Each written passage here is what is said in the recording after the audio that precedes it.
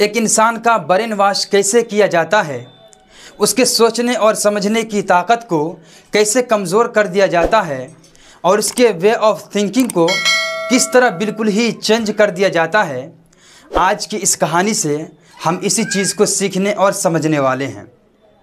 मुझे पूरी उम्मीद है कि आज की इस कहानी से आपको बहुत ही ज़्यादा सीखने को मिलेगा। एक इंसान हाथियों के एक कैंप के पास से होकर गुजर रहा था कि तभी उसकी नज़र हाथियों के एक झुंड पर पड़ी, जिसको उसके मालिक ने भागने के खौफ से न तो बड़े बड़े पिंजरों में कैद कर रखा था और न ही उसे बड़े बड़े जंजीरों से जकड़े रखा हुआ था। इस मकसद के तहत अगर उसे बांधा गया था तो सिर्फ़ और सिर्फ एक छोटी सी रस्सी से, जिसे वो पल भर में तोड़ मरोड़ सकता था। मगर बजाय ऐसा करने के वो अपनी जगह बिल्कुल खामोश खड़ा या बैठा हुआ था। ये माजरा देखकर उस इंसान को बड़ी हैरत होती है और इसी हैरानी व परेशानी के आलम में वो अपनी क्यूरियस माइंड के साथ हाथी के उस मालिक की तरफ इसकी वजह जानने के लिए हो लेता है। वो मालिक से पूछता है कि आखिर क्या वजह है कि इतना डील डोल वाला हाथी अपनी ताकत का यूज़ न करके बिल्कुल खामोश आपके हुक्म के आगे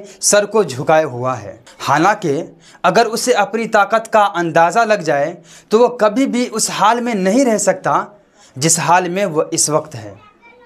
वो तो झट से रस्सी को तोड़ दे और फ़ौरन भाग जाए। इस पर उस हाथी के मालिक ने जो जवाब दिया वह आपके रोंगटे खड़े कर देगा।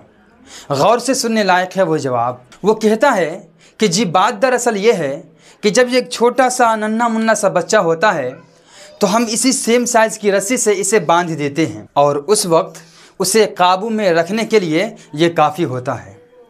और ऐसा नहीं है कि वो उस वक्त भागने की कोशिश नहीं करता, मगर हाँ, उस वक्त उसके अंदर उतनी ताकत नहीं होती कि वह उसे तोड़ सके और भाग जाए। और फिर जो ये बड़ा होता जाता है उसके जहन में ये बात बैठ जाती है और उसे यकीन हो जाता है कि अब वो इस काबिल नहीं कि वह इस रस्सी को तोड़ सके।